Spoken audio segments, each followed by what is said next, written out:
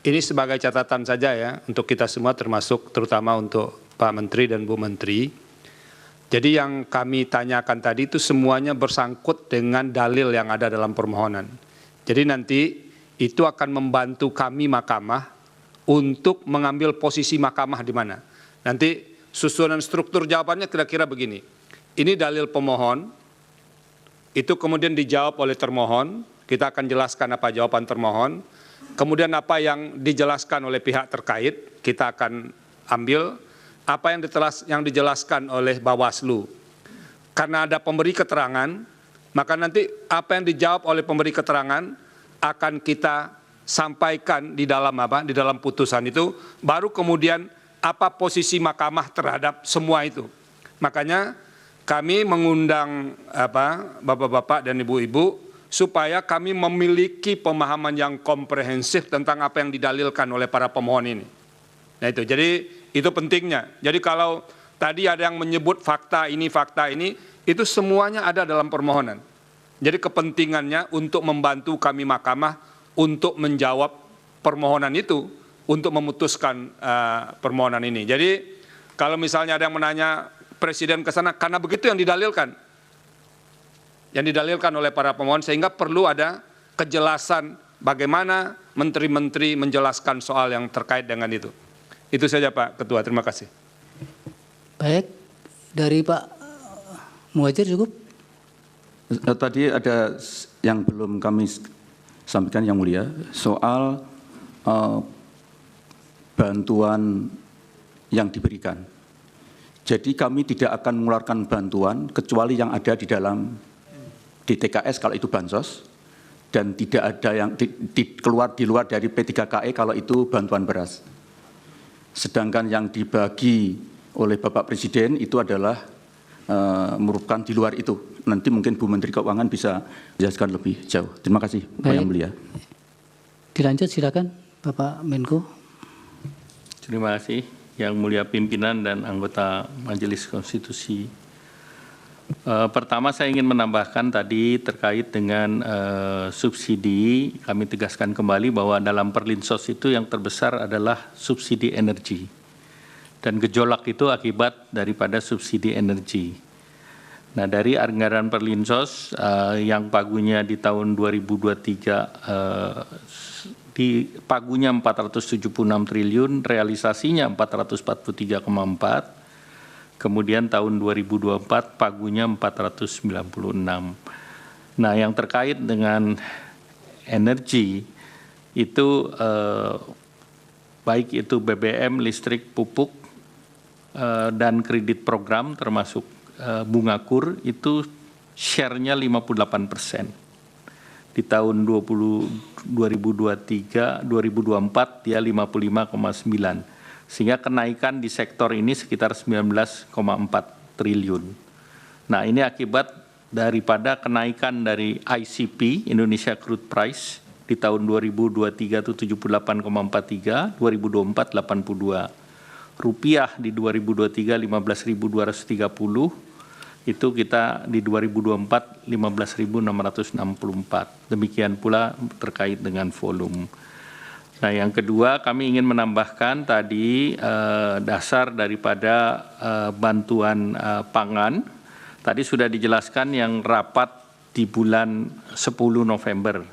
Kami ingin menambahkan sebelumnya tahapan ini kan sudah diberikan dan dijalankan juga bulan September sampai dengan November. Nah itu berdasarkan keputusan rapat terbatas tanggal 13 Juli tahun 2023 dan dilanjuti dengan surat Kepala Bappenas ke Perum Bulog nomor 208 TS 0303 K9 2023 tanggal 4 September 2023. Kemudian tambahan Desember yang dilaksanakan berdasarkan rapat internal tanggal 10 November 2023 ditindaklanjuti surat Kepala Bappenas ke Perum Bulog nomor 365 TS 0303 K11 2023 tertanggal 10 November 2023. Nah terkait dengan di tahun 2024 ini ada periode Januari sampai Juni berdasarkan rapat internal 10 November dan ditindaklanjuti surat Kepala Badan Pangan Nasional ke Perum Bulog nomor 372 TS 0303 K11 2023 tanggal 22 November. Nah, kemudian ini yang dapat kami tambahkan. Kemudian tadi pertanyaan dari Yang Mulia Bapak Arief Hidayat terkait dengan Bulog, tentunya ini bagian dari penugasan di Kementerian BUMN. Kementerian BUMN selaku pemegang saham daripada Bulog. Jadi itu murni di BUMN. Kemudian tadi menambahkan bahwa bantuan yang diberikan oleh Bapak Presiden itu berasal dari dana bantuan Presiden untuk masyarakat. Jadi tentu ini juga tadi menambahkan penjelasan dari Pak Menko PMK. Kemudian izinkan kami jawab dari pertanyaan Ibu Yang Mulia, Ibu Eni Nurbaningsih, bahwa resiko yang diperkirakan, resiko sosial, kita melihat dari berbagai resiko yang ada di global. Pertama, geopolitik, perang Ukraina. Kedua, juga tensi di Timur Tengah terkait dengan perang di Gaza. Kemudian perubahan iklim yang real. Hampir banyak negara memberikan bantuan terkait dengan El Nino, bahkan Amerika Serikat juga perubahan iklim dan inflasi yang tadi istilah Ibu Menteri Keuangan higher for longer, inflasi yang tertinggi sepanjang sejarah Amerika. Oleh karena itu Amerika pun memberikan bansos. Demikian pula Singapura pun memberikan bansos dalam rangka El Nino, demikian pula Filipina memberikan bansos dalam rangka El Nino. Nah, tentu ini juga terjadi fluktuasi daripada harga komoditas dunia termasuk harga beras akibat ada larangan ekspor beras. India, dia melarang ekspor, demikian pula beberapa negara lain. Nah, tentu ini akan berpotensi berlanjut di tahun 2024. Kita bisa melihat bahwa tidak mudah untuk mendapatkan suplai beras, walaupun Indonesia memutuskan untuk impor beras, katakanlah sejumlah 3 juta. Nah, tentu ada pendekatan dari pemerintah. Nah, tentu berbagai risiko ini berdampak kepada ekonomi domestik dan peningkatan harga komoditas itu akan sangat mengganggu daya beli masyarakat miskin dan rentan dan pada akhirnya tentu akan mengganggu pertumbuhan ekonomi. Nah, kemudian pertanyaan Ibu Eni Yang Mulia terkait dengan harga beras, apakah ada penggunaan CBP dan membuat harga naik? Nah, tentu bantuan pangan adalah instrumen stabilisasi harga. Jadi justru sebaliknya, dengan adanya bantuan pangan kita berharap stabilisasi harga. Dari penelitian di lapangan, 10 kilo itu setara dengan kebutuhan masyarakat sekitar sepertiga dari kebutuhan. Rata-rata kebutuhannya 20 sampai 25 kilo per bulan. Nah, tentu ini akan sangat membantu. Dan pemerintah juga melakukan stabilisasi pasokan harga pangan ataupun SPHP dengan operasi di pasar melalui Perum Bulog, dan itu untuk menjaga harga daripada beras. Kemudian kalau kita mengikuti bantuan pangan di bulan Januari sangat rendah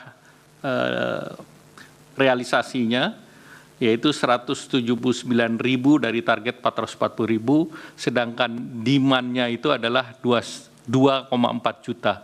Jadi artinya ini tidak dalam tanda petik tidak mempengaruhi terhadap harga di pasar.